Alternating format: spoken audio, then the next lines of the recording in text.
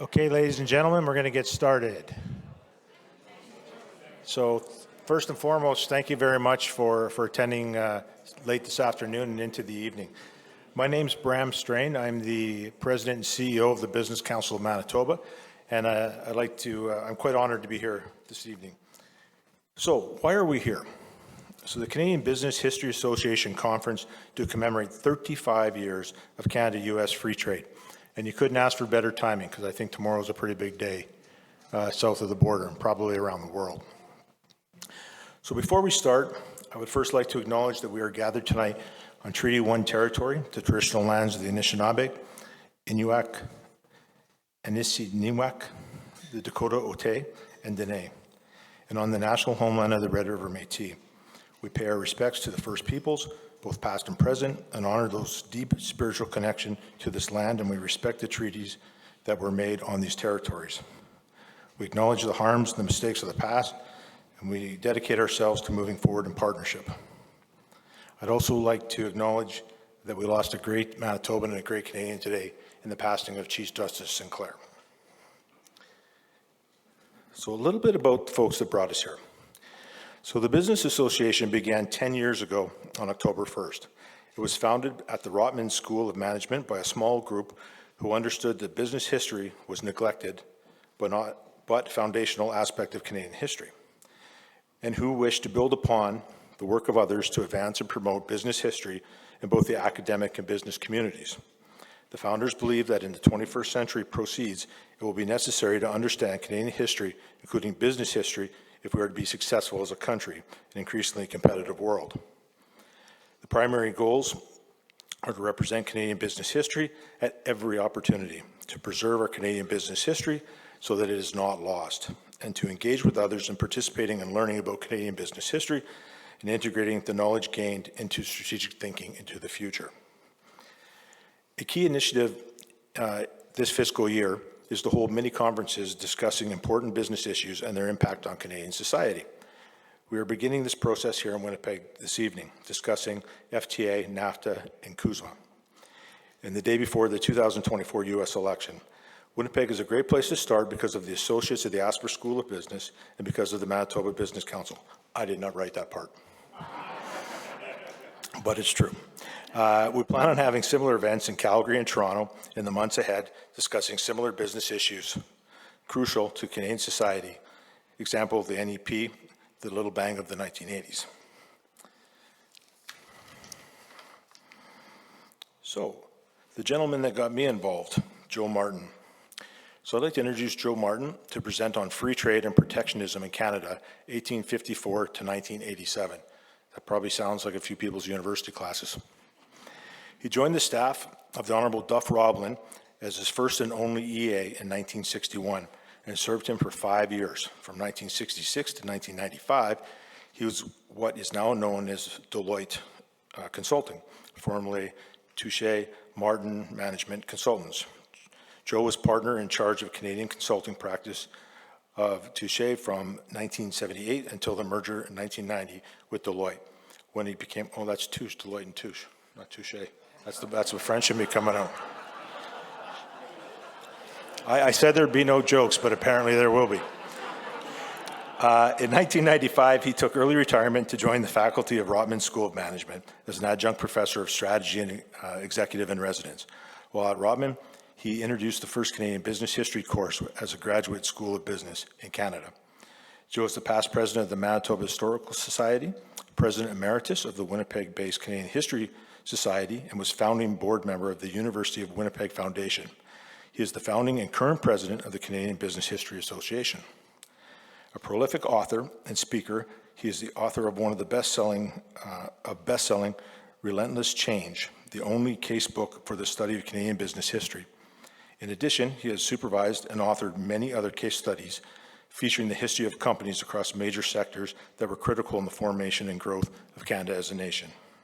While partner in charge of the Canadian practice, he also served as president of the Canadian Association of Management Consultants and led the charge towards freer international trade services and management consulting firms. Joe, without further ado.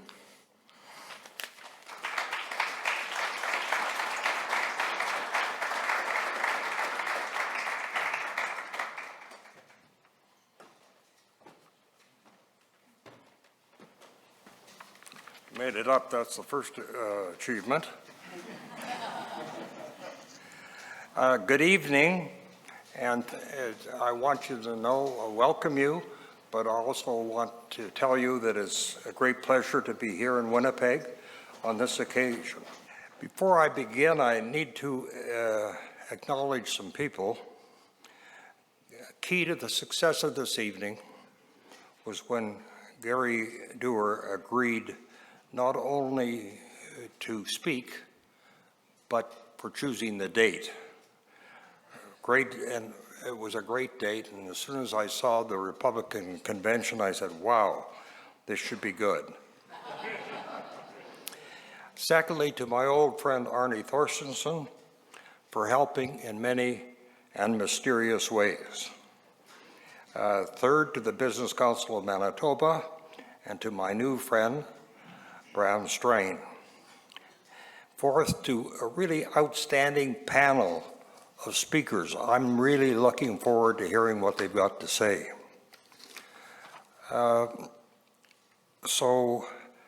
Fifth, the ASPR Association, an incredible organization, and while I did not go to ASPR, I tell business schools in different parts of the country how incredible it is, and especially their amazing CEO, Anna Maria Topazzini. Should also tell you that Sandy Riley had a real role in choosing this topic.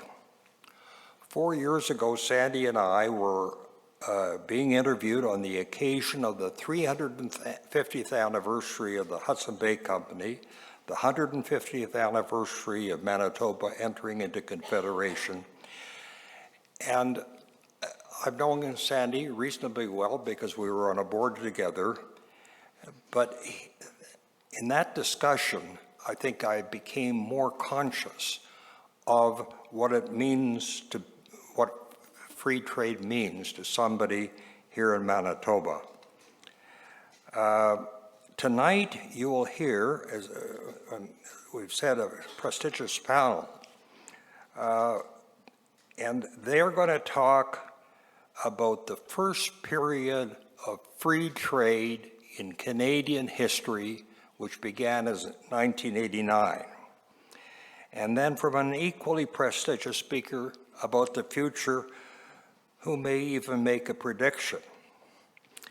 In discussing history, I'm going to end it in 1988, not 87, and think about 1988 for a minute in historical context. Second Canadian election on the issue of free trade, the first one where the free trade was successful, and the first election on the topic in 77 years. So let's go back to the beginning. And the beginning I've chosen is the 1854 Reciprocity Treaty, which was signed between the United Kingdom and the United States, negotiated by the Earl of Elgin, floated through Congress on a sea of champagne. Now, I guess you could start it earlier by talking about Adam Smith's Wealth of Nations, which provide an intellectual push to free trade, and certainly Robert Peel in Britain adopting it as a policy. But for us in Canada, I think the Reciprocity Treaty is where it needs to begin. And so in 1854, there was reciprocity between the United States and the British North American colonies. In 1866, just 12 years later, the American Congress abrogated the reciprocity agreement with Canada. To my knowledge, that is the only treaty that the United States has ever abrogated. So what happened after reciprocity? I'm saying it was abrogated in 1866. Canadians were very reliant on a free trade market in North America.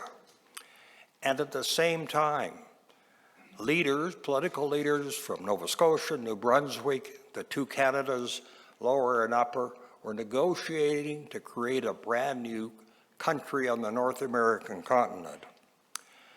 So Canada was born in 1867, no free trade, and two of the biggest banks in Ontario had just collapsed. Not an auspicious start. So 11 years into Confederation, and this is where what I tell you is going to be a little bit different than what you were taught in school and many other history textbooks spell out. John A. Macdonald campaigned for re-election on a national policy. And I think that national policy is not nearly well enough understood because it included, yes, it included a protective tariff, but this was a tactical move, not a strategic one. And the way it has been taught over the years is that was highly strategic.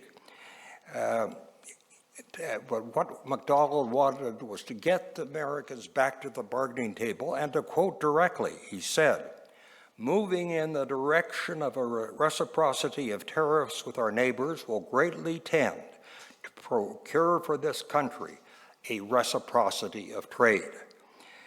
And just before he died in 1891, he said, "We are perfectly willing to trade with you on equal terms. We are desirous of having a fair reciprocity treaty, but we still will not consent to open our markets to you while yours remain closed to us." So the image of John A. Macdonald as a great tariff proponent, I disagree with entirely.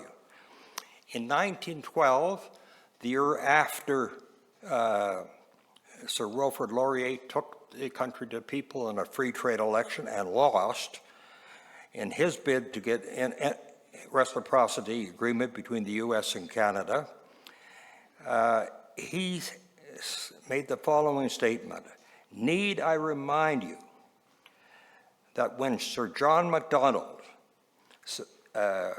advised the Canadian people to adopt towards the United States a policy of high tariff, it was with a view to have a continental convention such as was negotiated last year with the American Republic." So that was, in my mind, pretty good confirmation for my theory. Now, the defeat of reciprocity did not go down well in the United States, because they had said finally we're willing to negotiate, and then we turned them down. So that saw increased pressure in the 1920s on the tariff front, with, of course, in 1930, Smoot-Hawley. Canada's exports to the United States plummeted by 70%, sales of agricultural and vegetable products by 93.5%, animal products by 81.5%. Average incomes in Canada declined by 48%, and in the neighboring province of Saskatchewan, they declined by 72%. Can you imagine? Let me be clear.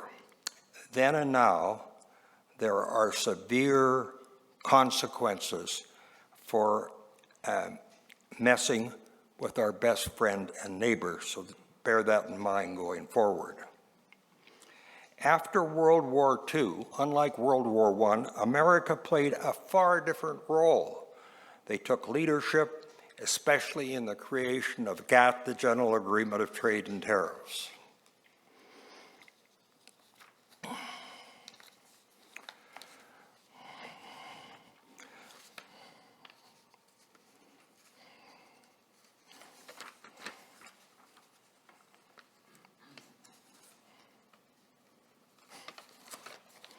Sorry for this. In 1965, Canada entered into an auto pact with the United States, which provided for a great period of boom in that industry and was an important contribution to agreement on free trade later.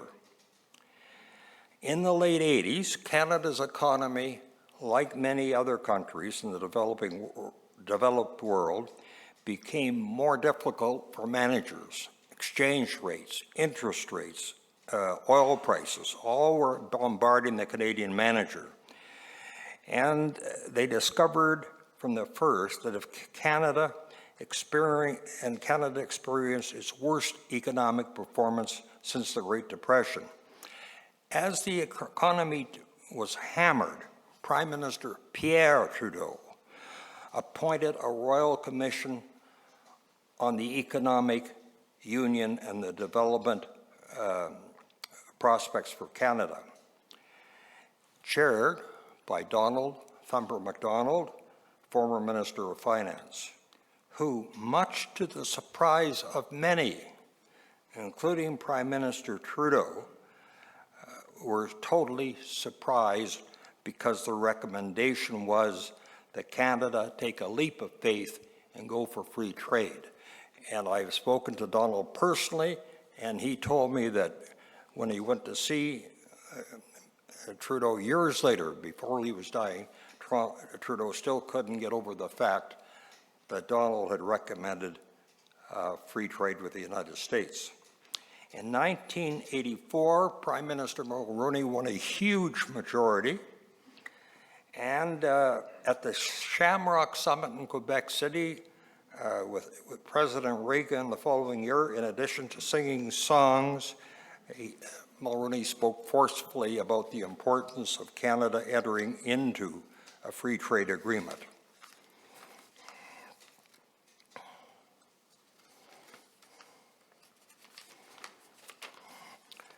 Specifically said, what you're talking about is a free trading agreement that Sir John A. Macdonald himself tried to get.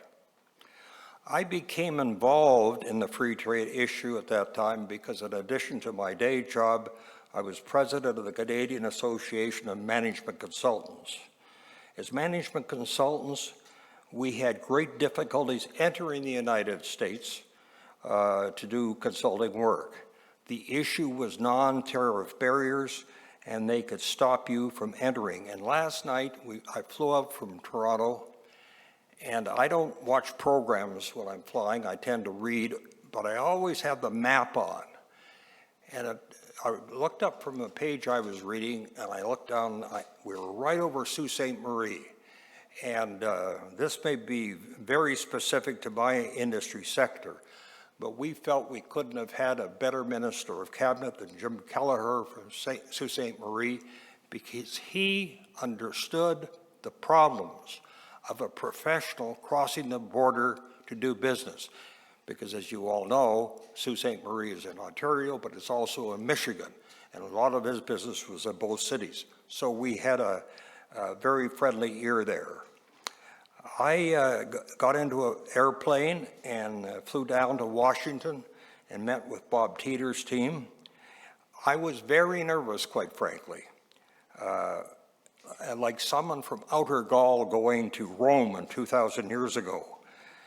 But when Teeter's people understood that I was interested in free trade and intellectual property, that all changed. And we really got to work, and our association worked hard for free trade. And Vice President Bush very kindly sent me a letter of thanks for our efforts. So despite a great deal of opposition to free trade and an inspired performance by John Turner in the television leadership debate, Mulroney's Tories won. But this decision was not well received in Manitoba nor in Ontario, which had almost identical voting patterns. So what I mean by that, go on the website, 1988, and take a look, and you look at the provinces spread across that way, you'll see that in Ontario and Manitoba, the vote for the Conservatives, the Liberals, and the NDP was almost identical. It's really quite extraordinary. In Manitoba, the Tories and the Grits were virtually tied in the popular vote. In Winnipeg, some of you may have forgotten this, I'm sure others can't even remember it. The Liberal Party increased their seat representation fivefold, and even better showing than they had in Toronto, which was not exactly friendly to the Conservatives. Only Saskatchewan and BC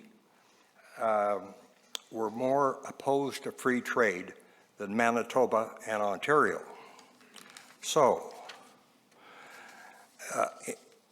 to tell us what happened in Manitoba with a trade agreement, and the fact that the Manitobans didn't like free trade in 1988, we have an outstanding panel, and I'll turn it back to Bram to introduce them. Thank you very much. Just before we get started on the panel, just a note that there is several books and an author's table just out between the two rooms. So when you're on your way to dinner, and actually a couple of the authors are there, so please have a look. And I just want to say thank you to Anna Maria and her team for all the logistics work that they did today as well. So the good, the bad of FTA and NAFTA. So I'd like to introduce our panelists. And the beauty of being from Winnipeg and Manitoba, as we all know, is we all know each other somehow. Oh, Mariette, good to see you. That was not scripted. So I'd first like to introduce Jerry Price, Dr. Jerry Price, actually. Born and raised in Winnipeg, Jerry holds a Bachelor of Science, a Master of Science, and a PhD degrees in Mechanical Engineering and Applied Mechanics. In 1977, Jerry joined E.H. Price Limited, now Price Industries, and became president in 1986. He laid the foundation for Price's expansion into the U.S. market, and over the course of his career has launched many new product lines, factory expansions, and new businesses units in Canada, the United States, Australia, and New Zealand. Jerry Price is now the chairman and CEO of the Price Group of Companies. The Price Group of Companies comprises over 10 companies with over $1.4 billion in sales at a 10% compounding growth rate since 1985. And I got to tell you, if you're ever invited to one of Jerry's bankers orientation talks, go. If you have something else scheduled, cancel it and go. It's that good. And Jerry, of course, was also the Associates 2024 IDEA Award winner. So, Jerry, welcome. Andre Brin, CEO of the World Trade Center. So Andre joined the World Trade Center in September 7, 2021 as Chief Executive Officer, and he works with the Board of Directors and the leadership team to develop plans and strategies to drive the organization's goal, which is to support economic growth in Manitoba, specifically through international trade. The World Trade Center Winnipeg is one of 316 World Trade Centers in 88 countries around the world, committed in stimulating trade opportunities by connecting Winnipeg and Manitoba to this global network. Andre's background is in communications and sports, working 15 years with Hockey Canada, which he will not take questions on, and 4 years with the Edmonton Oilers. Welcome, Andre. Jean-Marc Rouet, Senior VP Corporate Affairs and General Counsel at Richardson International Limited. So Jean-Marc is originally from St. Anne, Manitoba, a graduate of St. Boniface University, and reached a Bachelor of Arts degree in political science there. He subsequently attended the University of Ottawa, where he completed his Bachelor of Law degree, and then the University of Cambridge, where he received a Master's in Law degree, specializing in international commercial law. So if you have any technical questions, I think we found our guy. In his current role as Senior Vice President, Corporate Affairs and General Counsel, Jean-Marc manages all legal affairs of the Richardson International and its subsidiaries, and oversees Richardson's relationships with governments and industry associations.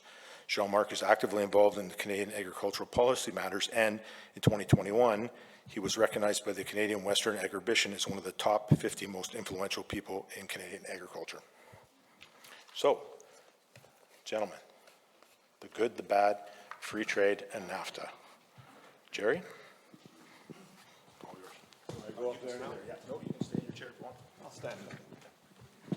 Maybe I'll go over there. So good evening, everyone. I'll give you a little story of our foray into exporting and explain why we did it and how we did it and what we've learned from it. So I'll begin by saying we started off as a small Canadian company selling heating and ventilating products in Canada, and stuck to our agreements. We had a license from a U.S. manufacturer called Tariffs from 1961 to 1987, 25 years. They decided to double our royalty. I wasn't prepared to accept that. Was that God telling me I should go quicker? Is it okay still? Good.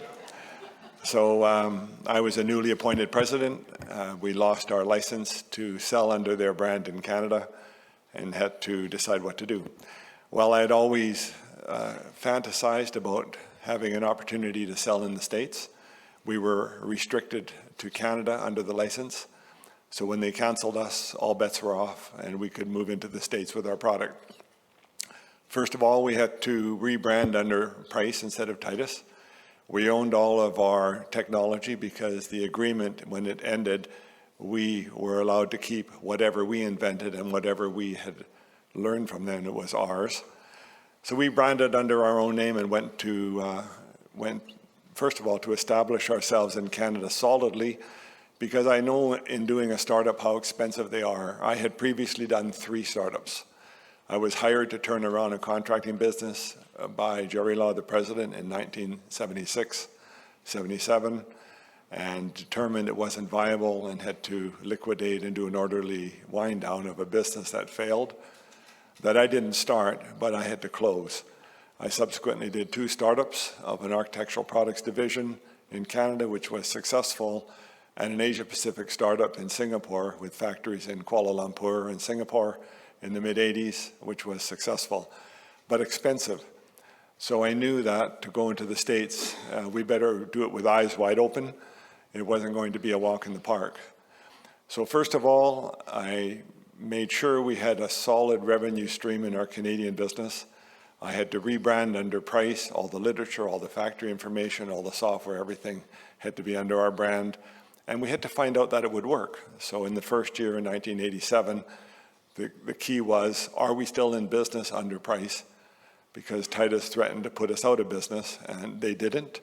So once I knew we were solid, I had a revenue stream to fund startup losses, which is step 1 in a startup, in my opinion. So then the next step is going into the States. Well, we knew nothing. No employees, no brand awareness, no customers, no know-how. So what do? Well, I've never worried about not knowing anything, because I learned that the best source of information is the customer. So long as you have no ego and you go forth and listen to what the customer really wants, and you decide you're there to serve them, not yourself, you learn a wealth of things that you need to do. And it's just a question of, are you motivated to do it? And we were. So following the lead of feedback from customers, which we appointed right out of the gate in '87. We went to the trade show in New York City in the ASHRAE, that's the association we belong to, trade show. We had a small hotel room. My wife was there with me and 2 engineers. We needed her because she had to collect business cards. So she would chase these guys down in the hallway if they took off before giving us their business card. Back then she was very fast, I have to say. And we appointed that year 15 reps. Feedback came in very quick and hard, and wasn't that much surprise, but we learned very quickly. Product wasn't competitive. Our designs all needed to be re-engineered. You can't serve a market 2,000 to 3,000 miles away from a factory in the middle of nowhere in the center of Canada. Serving to Southeast USA and South and Northeast USA, you're looking at 5 trucking days and a 15% freight disadvantage. So all the factors implied you can't serve someone if you're in another part of the world, if you have intentions to outserve the competition, which was what our whole business model was about. It was about putting customer needs ahead of our own convenience and serving them to a level better than any of our competitors so that they would win, and if we win, we ride their short tails to success. That's our business model, very simple. So we found out after a couple of years of trying that it wasn't going to work. We did a site selection study and identified 4 locations to have a factory: Atlanta, Georgia; Tyler, Texas; Lincoln, Nebraska; Sioux Falls, South Dakota. And by coincidence, a small factory building HVAC products in Atlanta was failing in 1988. We learned of it in December, and we acquired their lease and took over a rented facility, 80,000 square feet in Norcross, Georgia, and started under our own. And that's when the fun began. So now, here's the issue. When you have no money and a small revenue stream, how do you re-engineer all your products and do all of these things? Well, we did it. We borrowed resources from Canada. We were right on the edge financially, but we managed to pull it off and create products that the customers really wanted. So because we actually followed the lead of our reps, who told us in plain language what they wanted, and we did exactly what they wanted, we found ourselves growing at a pretty brisk pace, at about 15 to 25% a year, top-line growth in the first decade. Not bad. By 1998, we passed through 25 million in sales. By 2010, we tied with the former market leader. And by 2024, we doubled the former market leader in market share, with a share very close to 50% of the U.S. market. So it worked. Now, that's not to say there weren't challenges. Speaking of free trade, which is the subject of the day, in the late 80s, the federal sales tax was an issue, a big issue. We had trouble getting competitive with an uncompetitive Canadian product, number one, and then on top of it, we added insult to injury to have to pay the federal government a tax on everything we sold to the state, a federal sales tax. So that was not a good news story. It was a tremendous positive when NAFTA came into place by 1989 into the early 90s, and the federal sales tax fell off the table. I could not have been happier. Without that, we wouldn't have had much of a chance to be successful in the States. But you know, there were other challenges there. We had non-tariff barriers, like the Buy American Act. I found out about that the hard way. We did a Veterans Administration hospital in Togus, Maine in 1990 to 1991. Veterans Administration hospitals were a big source of business for us. And to our surprise, we had done a couple of them successfully with no problem, and all of a sudden we shipped to a job and they shut it, and they told us everything had to leave the job because we did not have greater than 50% American content. So a little bit of a blow. Cost us about $120,000 to bring everything back, then to buy American raw materials, processes in Canada, ship it to the States and assemble it and prove with paperwork that you have more than 50% American content. So that's the kind of issue that came to play in the early days. I tried to make my point with our federal government. I visited the Minister of Industry, External Affairs, whatever, talked to all kinds of government people. They didn't give us any help. I guess they couldn't. But my point was, if going to the States were cut out of these jobs, why can't our competitors coming to Canada be cut out of the same jobs? That's all I asked, was make it fair both sides of the border. They wouldn't do it. So I stopped talking to politicians. Other than Gary Doer, who I admire, I didn't succeed on that. I also participated in a free trade conference put on by the Dean Rusk Center for International Studies at the Faculty of Comparative Law, University of Georgia, February 14, 1991. I was one of the speakers there. And we all went through all the reasons why free trade is a good deal. And that was a nice experience. So I've been very much observing it from a distance as a supplier. I can tell you free trade is very good for both countries. that's the theme I want to end on here. It's very good. There's no loser with free trade. As an example, coming into, we were a Canadian company at the outset in the 80s. We started manufacturing in the States in 1989. So go back to 88, let's say, our sales as a company were $43 million.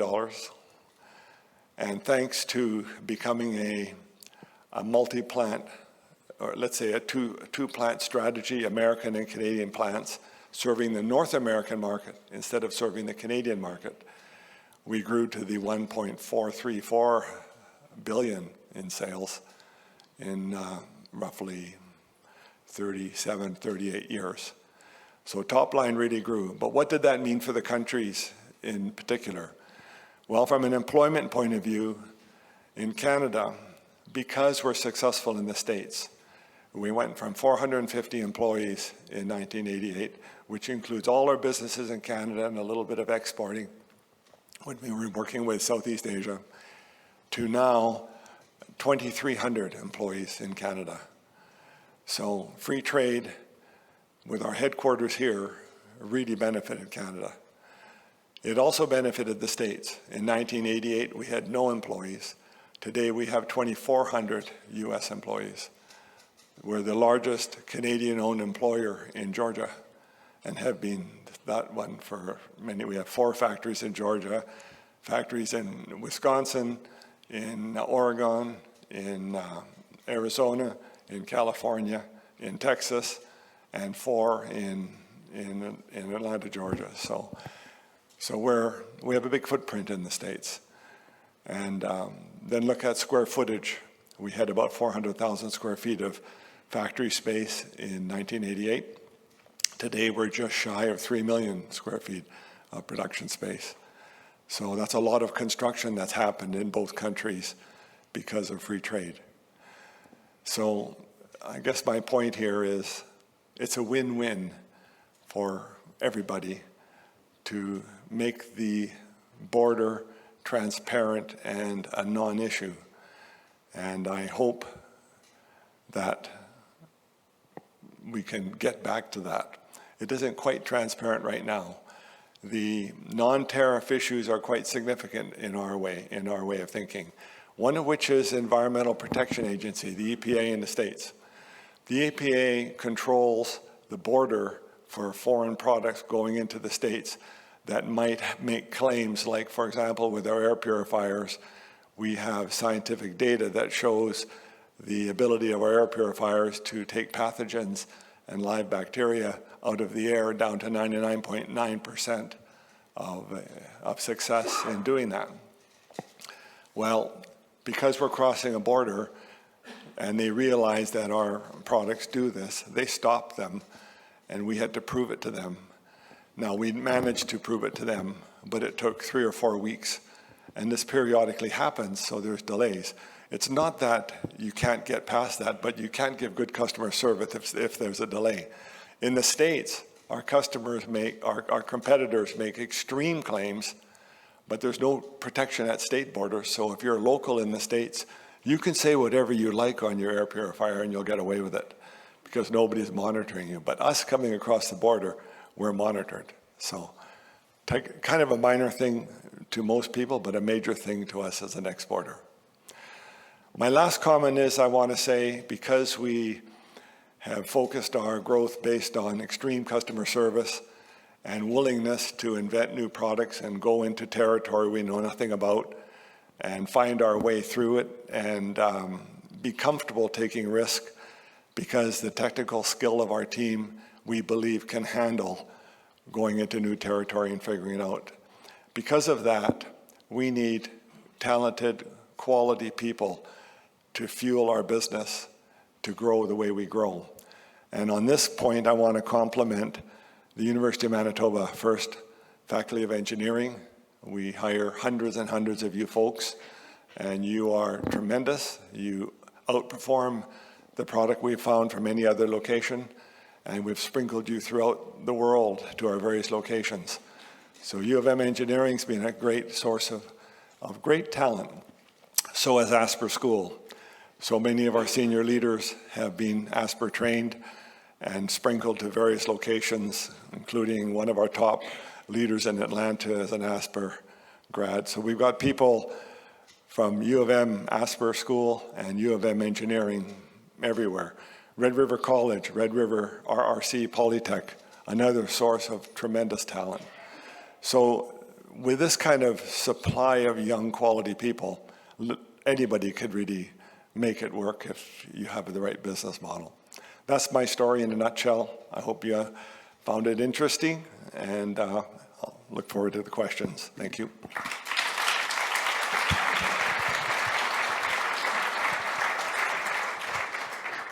Thanks, Jerry. Jean-Marc?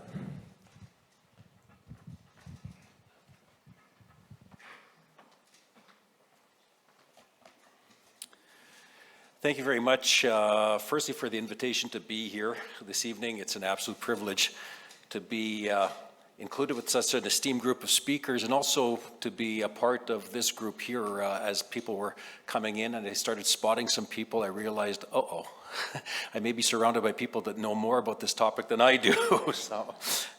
But I'm also very thankful that the organizers have chosen to include agriculture as a sector to be considered in the discussion, because unfortunately that's not always the case.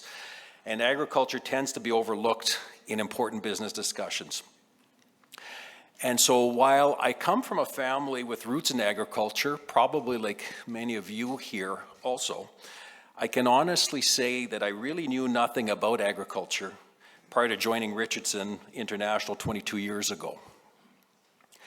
I didn't realize the extent to which agriculture drives the Canadian economy. In 2023, Canadian gross farm revenues totaled $93 billion. In 2023, the Canadian agri-food system employed 2.3 million people and provided 1 in 9 jobs in Canada. And it generated $150 billion, or around 7% of the Canadian GDP. I also failed to recognize the significant impact that agriculture and international agricultural trade had and has on Western Canada, and how critical its success is to Manitoba and Winnipeg in particular.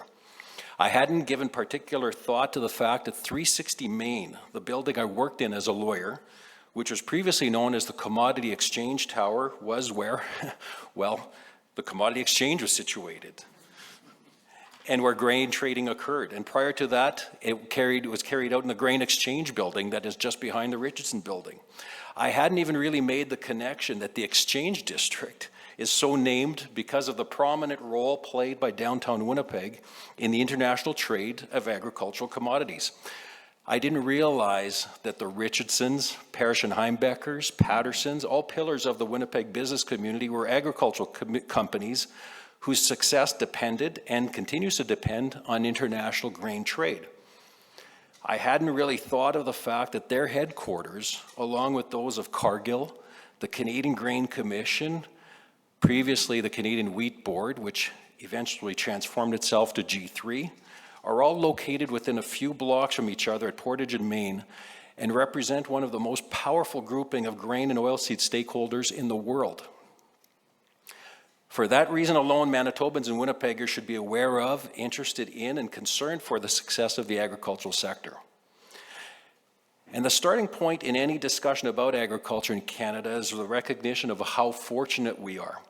The huge areas of agricultural land we have at our disposal and our relatively low population base are such that we can produce far more agricultural commodities than we can consume domestically. And that is important when we live in an increasingly hungry world.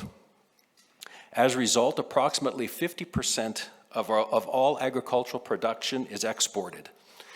And out of grains and oilseeds, more than 70% of our production is exported.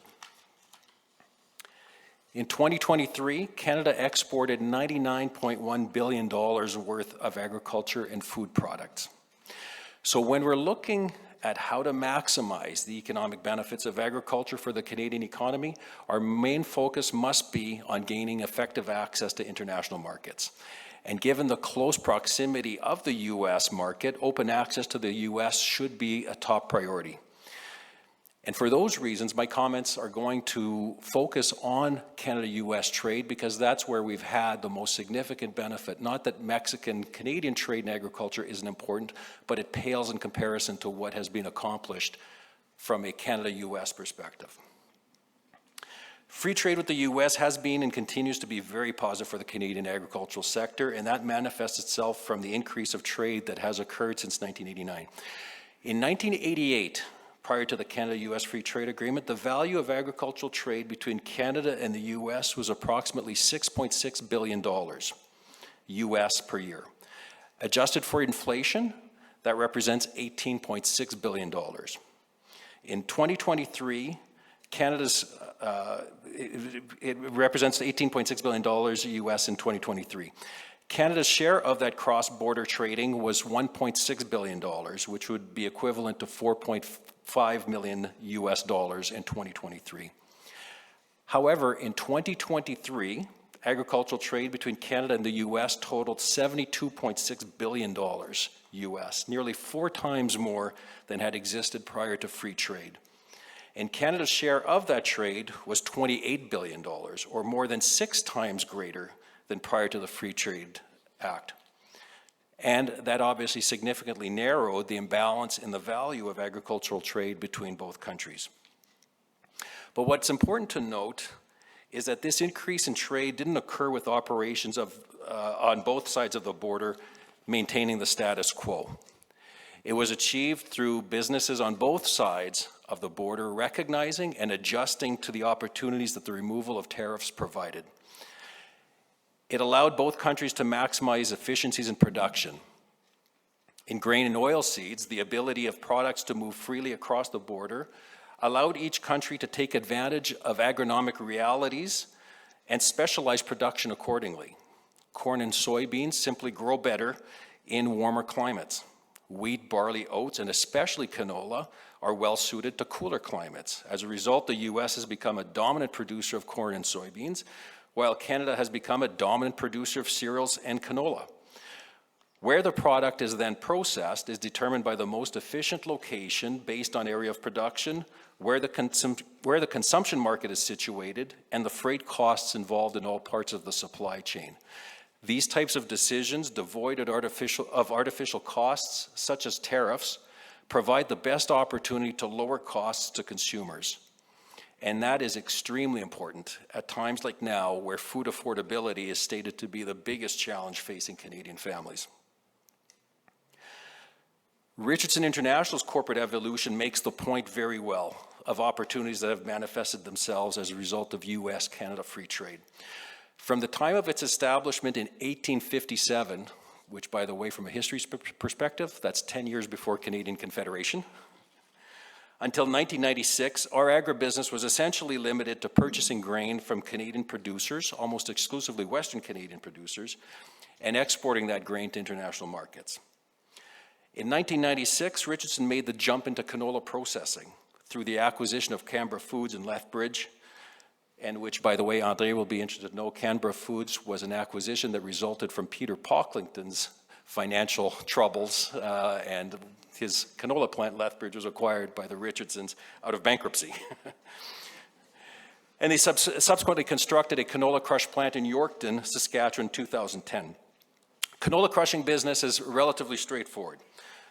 Canola seed is crushed, and you get 2 products, canola oil and canola meal. The canola oil is used in a number of different applications until recently, food primarily, more recently goes into biodiesel as well, and meal is fed to livestock, primarily dairy cattle.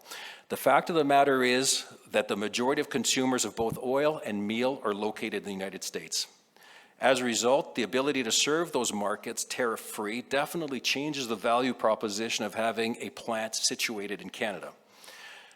Richardson's investment in food processing continued over the next 30 years. As a result of a number of acquisitions, they further diversified their processing operations into oat processing, durum milling, and canola oil product packaging. Some of those plants are situated in Canada, such as oat mills in Barrhead, Alberta, Martinsville, Saskatchewan, and Portage la Prairie, Manitoba.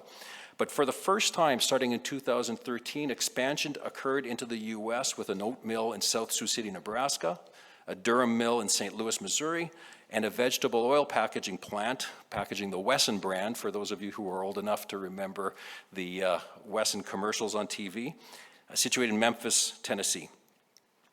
These facilities and Richardson's Canadian facilities are very interdependent. The South Sioux City oat mill processes Canadian oats, sourced by Richardson's Canadian grain elevators. The St. Louis durum mill processes Canadian durum, again sourced through the Richardson Canadian grain elevators. A key ingredient in Wesson oils, packaged in Memphis, is canola oil, sourced by Richardson from its Canadian grain elevators and crushed at its Yorkton plant. So the success of this business model is heavily dependent on the free trade of agricultural commodities between Canada and the U.S. And I sincerely question whether any of those opportunities would have been pursued in the absence of Canada-U.S. free trade. And there's another element of the impact of free trade on Canadian agriculture that cannot be ignored. There's a saying that Canadian wheat is 13% protein and 87% politics. And it's funny because it's generally true. According to the 2021 census, there were 189,874 individual farms in Canada and 590,710 people who stated that they lived on Canadian farms. Those are a lot of votes. And if you have ever been involved in politics, you would be hard-pressed to find any group in society that is more passionate about its sector than farmers. But that's understandable because it's much more to them than just a job. It's family, it's generational, it's community, and it's life. So when farmers feel strongly about something, you'll hear about it. Just ask European parliamentarians who face continental-wide protests from producers who were fed up with environmental regulation that they believed was being implemented on them based on a political agenda that seemingly failed to understand the science of basic agronomy and the realities of modern farming. And by the way, those protests and the issues that led to them should be carefully considered by Canadians because we risk facing similar results here, but that's a subject for another day. There were a number of political issues that arose with respect to the adoption of free trade between Canada and the U.S. in agriculture. The first one that comes to mind is supply management, which by its very definition is threatened by free trade. But the one that I found most interesting as a Westerner and Manitoban, and particularly from a historical standpoint, was the indirect impact that free trade had on the Canadian Wheat Board. For those of you who may not know what the Canadian Wheat Board was, I'll provide a very brief explanation. The Wheat Board was established in the early 1900s as a single-desk buyer and seller of Canadian wheat and barley. All farmers would deliver their wheat and barley to the board, who would then sell it to customers around the world. The board would then pay the farmers based on an average price achieved through those sales, so that all farmers would receive the same price for the same grain. The Canadian Wheat Board Act made it illegal for farmers to sell their wheat and barley to anyone other than the board, and as such, anyone who wanted to purchase wheat and barley had to do so through the board. It's fair to say that the single-desk model was not universally supported by farmers. There were a number of objections, but the main one was a feeling that farmers who take all the risks related to the production of their crop should have the right to sell their harvest or their property to whoever they like, and that an arrangement like the Canadian Wheat Board should only be maintained on a voluntary basis. The U.S. government also took issue with the Wheat Board, and it was a subject of a number of trade disputes that were based on allegations that the Wheat Board constituted a state trading enterprise that provided unfair subsidies and participated in dumping of Canadian wheat into the United States. The 1989 Free Trade Agreement offered a new spin on the situation. The removal of tariffs could have, in the absence of the Canadian Wheat Board, allowed Canadian farmers access to a whole new market for the delivery of their wheat and barley. U.S. grain elevators, unlike Canadian elevators, did not have a prohibition against the direct purchase of Canadian wheat and barley from Canadian farmers. As a result, in the mid-90s, a number of farmers attempted to cross the Canada-U.S. border with trucks filled with wheat that they intended to sell to U.S. grain companies. They were arrested at the Canadian border and chose to spend time in jail rather than pay their fines. While these actions were regularly described as being nothing more than publicity stunts by right-wing zealots, I think they had an impact and put a significant chink in the Canadian Wheat Board's armor. The image is displayed on the nightly news and the morning paper, and that's where people used to get their news, of trucks being seized and farmers being led to jail were very powerful. They painted a clear picture for ordinary Canadians about a complex issue that might not otherwise have been of any interest to them. And it allowed producers who were opposed to the Canadian Wheat Board to make their point that it was nonsensical that they could be jailed for partaking in the very activity that all other businesses carry out, the free-flowing export of their work product to the U.S. And they were already entitled to do so with other crops, such as canola. I strongly doubt that any of that would have happened in the absence of a Canada-U.S. free trade agreement, and I therefore wonder whether the Canadian Wheat Board would have been dissolved in its absence. So all of this to say that Canada-U.S. free trade has had a profound impact on Canadian agriculture and a positive impact from my perspective. And so when we talk about the good, bad, and the ugly, I've got very little to say from the ugly perspective. It's been overwhelmingly positive from my standpoint and my experience.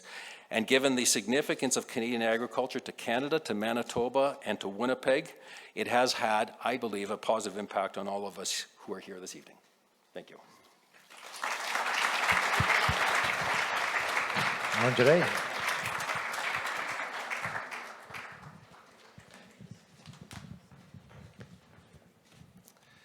Well, very tough acts to follow. With my background in hockey, probably 2-3 years ago, I think if somebody told me I was going to be talking about trade, it'd be a different type of trade. It'd be revolved to my time in professional hockey. So great to be here. Thanks very much for your remarks to Dr. Price, Mr. Duret.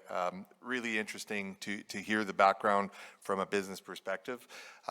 I come from it a different angle. World Trade Center Winnipeg is in place to support businesses that want to go global, that look to trade around the world, but including the U.S. And obviously the U.S. is a huge part of our export market. I believe it represents about 75% of all of our exports, and most of our companies are only doing business in the U.S. I will start off by mentioning, and clearly after these two spoke, I'm not an entrepreneur, I'm not an economist, I'm not a politician. Most of what I'll bring is the perspective that I bring as an administrator at World Trade Center, and what we hear from businesses, what we hear from the global network that we're lucky to be a part of. Proud to hear that Mariette is here, Managing Director at the World Trade Center Association, although it makes me even more nervous, but we'll do what we can, and she can correct anything that I bring forward afterwards. The first thing I think is when we talk about trade, I think most countries start by talking about export. And export is obviously the piece of the equation that brings the most revenue to government. It's the piece of the equation that we want the most. And I would even say when I started at World Trade Center, I was sort of like, why do we even talk about import? But trade is trade. There needs to be a two-way street in these free trade agreements. Dr. Price talked about win-win, and that's exactly the case. So free trade agreements and trade agreements are so important to both parties and so essential to trade. I believe in one of the documents that Mr. Hall provided to us, there was a great quote, something to the effect of, if goods don't get across the borders, armies will. And that's the thing as far as goods going across the border and free trade, and I believe the World Trade Center believes in this, are a vehicle to peace, are a vehicle to strong relationships between companies, and help resolve those issues that perhaps some countries have. As far as CUSMA, we're obviously talking about the U.S. and Mexico, but given the date and something going on tomorrow, I suspect most of the conversation today will be about the U.S. And both, I would say the U.S., the comments that we hear out of the U.S., the comments that we hear of most countries is that favoring export and that import is less positive. But when it comes down to it, a good trade partnership is a win for both sides of the equation. And I think when it comes down to NAFTA, to CUSMA, to USMCA, to all the terms that have been used, it's essential to our economic growth from that standpoint. So from a standpoint of CUSMA, well, it's said to support approximately 17 million jobs across North America, so it underpins economic stability. 2023, North American trade reached approximately $1.85 trillion. So for Manitoba, you can apply the math. It certainly is responsible for thousands of jobs in the province and ensures stable and predictable trade conditions with the U.S. And as I mentioned earlier, 75% of our exports go to the U.S. So very important to have a good agreement there in place. I will note that the review mechanism is very unique among trade agreements. There's a process coming up in 2026. And when it comes down to it, business and trade are looking for certainty, and I think that's the biggest play that trade agreements put in place, is some type of certainty and predictability for businesses. So it'll be interesting to see how negotiations go going forward. As it was mentioned earlier, overall NAFTA and CUSMA have been extremely positive for Canada. Great gains in cross-border investments in the NAFTA era. Since 1993, U.S. and Mexican investments in Canada have tripled, so that's money coming into Canada. U.S. investment, which accounts for more than half of Canada's FDI, grew from $70 billion in 1993 to more than $368 billion in 2013 and continues to grow since. But maybe the most consequential aspect for Canada, opening its economy to the United States, by far Canada's largest trading partner, predated NAFTA. So we had the history lesson earlier that was very interested with the 1989 entry into force of the Canada-U.S. Free Trade Agreement. Not as easy to say as an acronym, so I'll skip that. So overall, Canada-U.S. trade started increasing rapidly. Post-NAFTA, Canadian exports to the U.S. grew from $110 billion to $346 billion, and imports from the U.S. grew by almost the same amount. We talked about agriculture. Agriculture in particular saw a huge boost. Canada is the leading importer of U.S. agricultural products, and Canadian agricultural trade with the U.S. has more than tripled since 1994, as did Canada's total agriculture exports to NAFTA partners. What's interesting, I find, is as you read up on the history, neither the worst fears of Canada's opposition's opponents to free trade at the time, nor the highest hopes were really achieved. So one of the biggest, and Mr. Hall can correct me if I'm wrong, but one of the biggest fears was that the opening to trade with the U.S. would gut Canada's manufacturing sector. That did not happen. Canada's manufacturing sector continued to improve and find solutions and be competitive. We have an example at the table at the panel here today with what Price Manufacturing has done. But interestingly enough, some of the advocates for NAFTA, one of the biggest hopes was that it would spark a rapid increase of productivity in Canada, and that never came to pass, and we continue to talk about productivity to this day.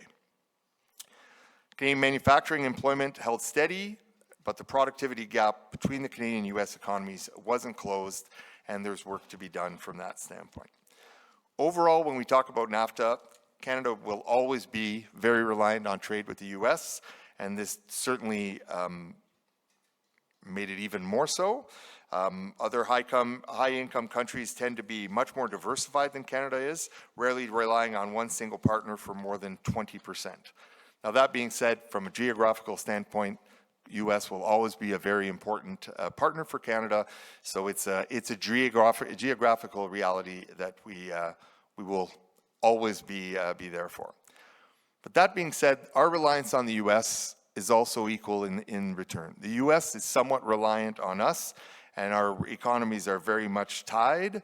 And the one thing, what was the joke they always used to say? You can pick your nose, but you can't choose your relatives.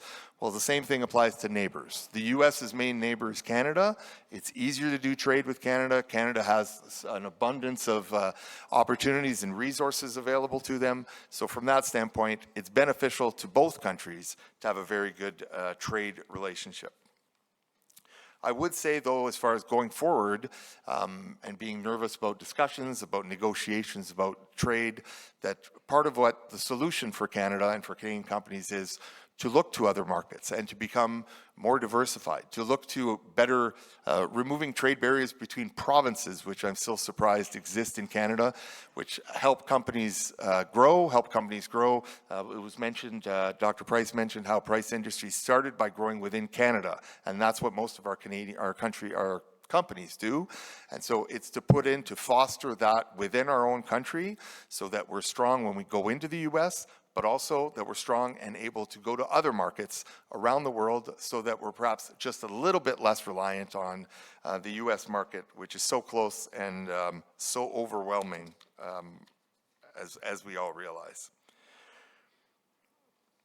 Obviously, if the renegotiations become contentious, that will be difficult. But I think at the end of the day, I just had the good fortune of being in the U.S. for the last week, which is an interesting time to be in the U.S. with the elections right around the corner. But I will tell you, and I hope it's a good sign, nobody's talking about Canada. Canada is not part of the discussion. It's China, China, China. And the sense is when you bring up the topic of Canada as well, that agreement's going to get done. Like there's a sense in the U.S., well, we'd be crazy not to come to an agreement. Now, whether that was the people that I was sharing drinks with or I was in the wrong part of the country, but the sense is there's a sense of confidence that Canada is important to the U.S. There's a geographical connection that's clearly there. And so there's a sense there, and hopefully it proves to be true, that the Canada-U.S. agreement will happen. We may not like everything that comes out of it. I suspect the U.S. won't like everything that comes out of it, but that's part of what free trade agreements are, is coming to a compromise and coming to decisions that, at the end of the day, foster a win-win relationship, as we talked about earlier, and foster success on both sides. A couple things with regards to Manitoba as we look more closely. Obviously, any shifts in CUSMA could have a significant impact on things like agriculture and manufacturing, so it'll be something that we'll be following very closely. I think it's really important for Manitoba and Western Canada to have a voice at the table, to make sure that the federal government is reminded about what's going on in Western Canada, because those things are things that are very specific to our area. Another piece that'll be interesting to follow will pertain to the trucking industry, where there are potentials of new regulations, all those type of things, and that would have a huge impact on Manitoba as well. I would say from an opportunity standpoint, just a couple things that I'll mention. One, on a geopolitical stage, other countries are looking for modernized, for worker and climate-focused approaches to business, and I think Canada has a good reputation from that standpoint, can bring that as part of free trade agreements, negotiations with the U.S., can bring value to U.S. companies that want to come to Canada and those type of things. And finally, obviously we've seen in the news all these discussions and competitive pressures from China when it comes to electric vehicles. There's probably an opportunity here for North America to have a North American strategy around electrical vehicles and perhaps have a larger impact and a larger leverage in that space as well. I think I'll sort of finish there. I think it's important, obviously, in any negotiations going forward to leverage a Team Canada approach. And Team Canada is not, I'm saying I'm speaking to those that understand this. Team Canada is not Toronto and Montreal. Team Canada is Canada, and Western Canada needs to be a significant player there. And I think to some of the remarks that were made earlier from our two other panelists, like the impact that Price Industries and Richardson International is having on the Canadian economy is significant, and that needs to be remembered. There are other examples of that in Western Canada.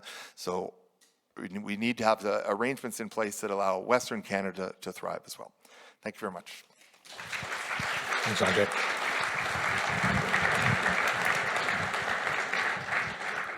Okay, so I'm going to be honest. I asked Copilot what were some insightful questions I could ask an expert panel on NAFTA. He's on my staff as well. Yeah. So I put those away, though, because as I was listening to you talking, I was scrambling and kind of writing some stuff down, because you said way more interesting things that led to way more interesting questions than AI. So you guys are way better than AI. Let's start with that. So Jerry, I'm going to start with you because you haven't talked in a while. One thing, public perception of free trade is that it's exactly that. It's free movement of goods. Pretty simple stuff. We all know it's not quite that simple.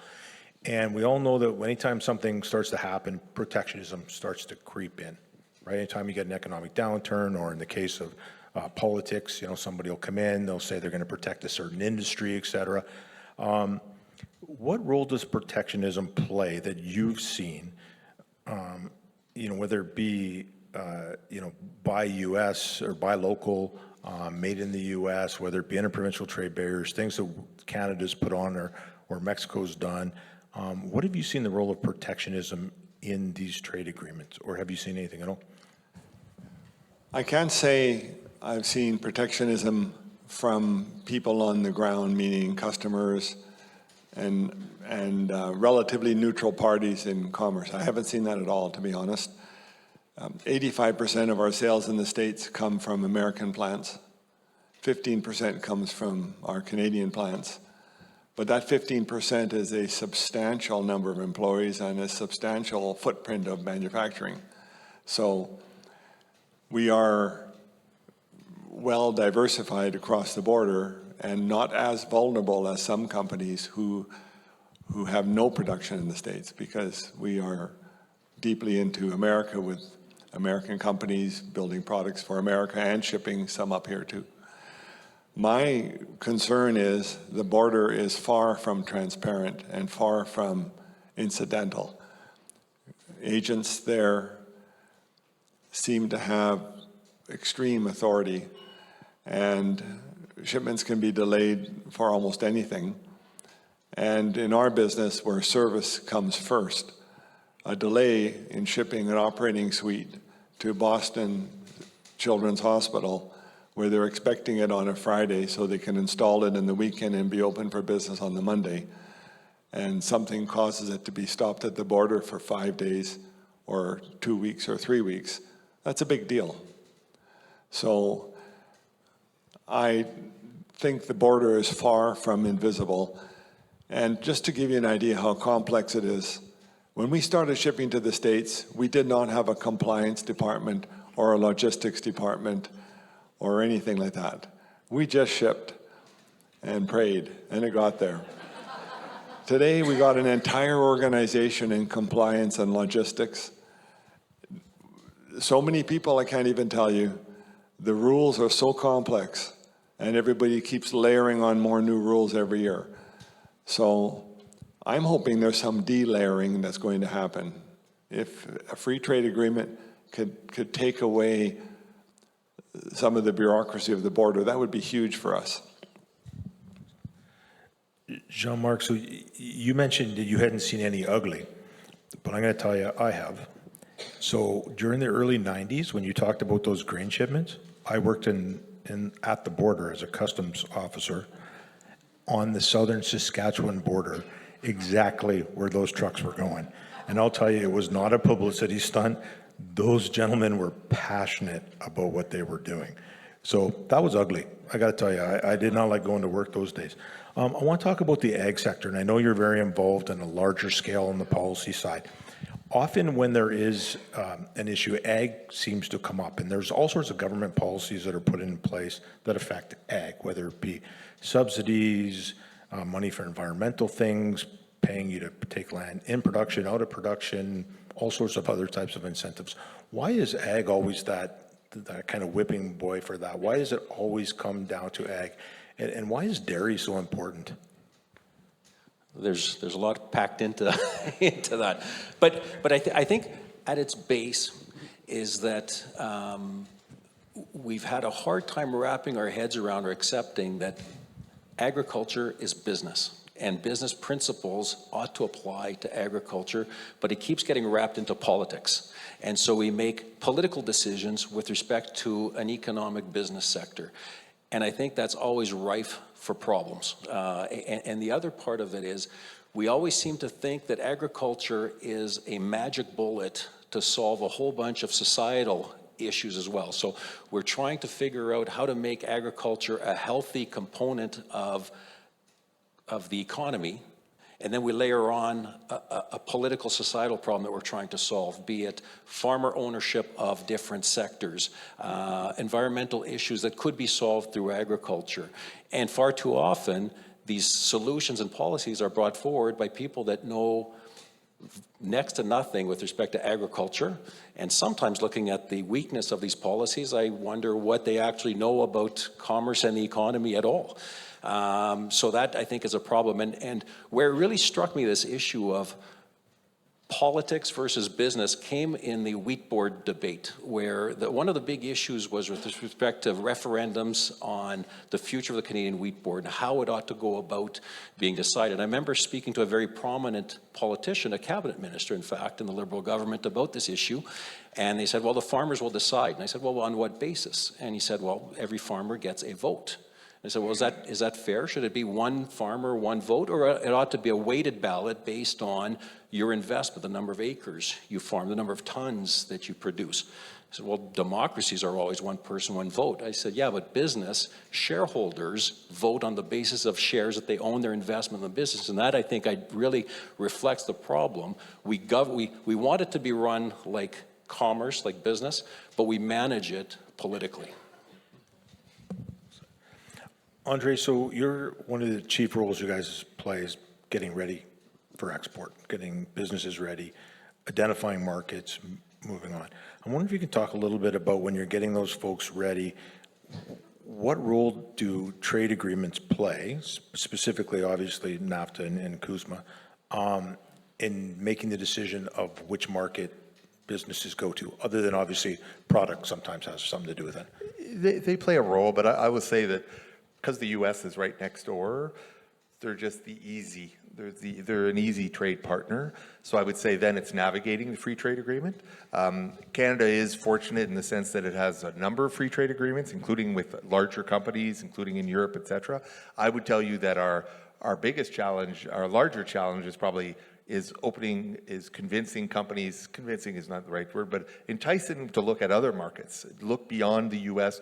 And also the U.S., there's lots of regions to the U.S. and there's different realities, different regions, and different, maybe competitors and all that kind of stuff. But so from that standpoint, I would say it's not the largest player. But I found it interesting, gentleman speaking on the protectionism piece. But protectionism plays well politically, and I saw someone a couple weeks ago and it was actually a Republican advisor, and they talked about tariffs, and he said, I'm not here to argue that tariff is not a good economic solution. I will agree, it's not a good economic solution, but it plays extremely well politically, and it's a strategy to get people to the table. So all this, when have we seen tariffs work? Right? It's unfortunately those are the type of things, and I would say, to your question, the free trade piece, it's true. It's not free trade. It's freer than maybe it could be, and the dream would be more and more free trade. But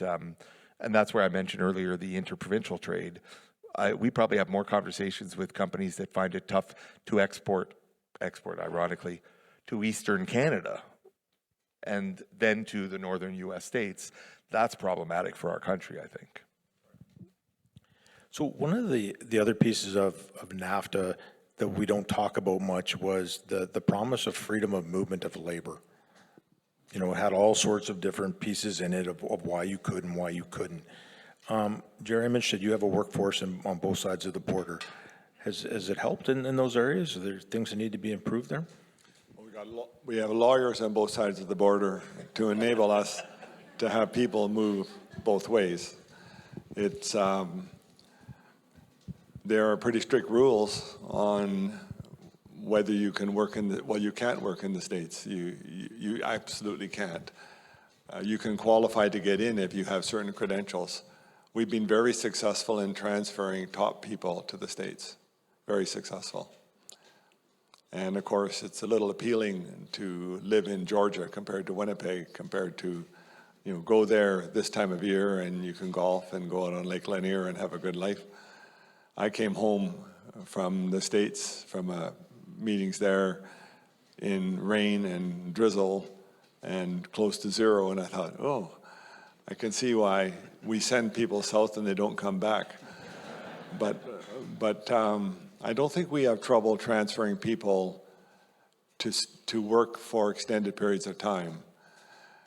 I'm not exactly sure how our team have done it, but the leader of our team's in the room, and Honestly, we have such a free, where our businesses are so like this. They're so like this. The expertise there helps up here. The expertise here helps down there. All our research labs are here for our company worldwide. This is headquarters for our Price Research Center North, and all the science is created here. All the innovation is done here, but it's done in other locations too. People flow freely. And we have customers crossing the border daily. Multiple groups come to visit our place. I guess they come in on I don't know what kind of visa they have to come in on or what to come visit us to stay a couple days, but they don't seem to have a problem. So I think we're okay on the movement of people. And after we're through here and I have a chat with our head of legal, I'll find out if I'm right. Anybody else want to? I guess the only thing I'd say is it probably differs in different sectors, and it's so it could be very specific where there's challenges, and the same thing on products, like we were talking about, the dairy issue that came up. So I think it's specific to certain sectors. There's some sectors where it's a little bit more complicated, and like we talked about the dairy, we're working with a company that's wants to export to the U.S., and to do so, they're looking at buying American milk, bringing it to Canada, processing it, and selling it only in the U.S. Well, where is that cost going to go? It's going to go to the consumer, but it's the only way they're able to. So I know it has nothing to do with labor, but my guess is that labor, it really depends on certain expertises. My background in hockey was interesting. We used to always joke, players had no problem getting a visa if they're a very good player, but the little PR guy like myself, it wasn't very easy to get a visa to go work in other markets. So I think it really becomes sort of sector specific, and that's where these negotiations become interesting. The protectionism piece is we're each trying to protect some piece of the pie, whether it's Canada or the U.S. or Mexico that we keep on forgetting, but they're a piece of that too, and they have concerns, I'm sure, as well.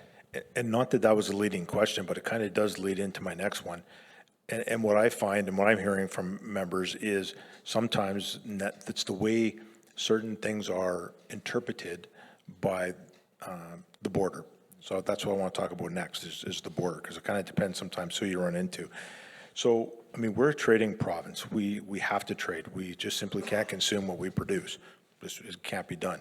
So that border becomes very consequential, as you mentioned, Jerry.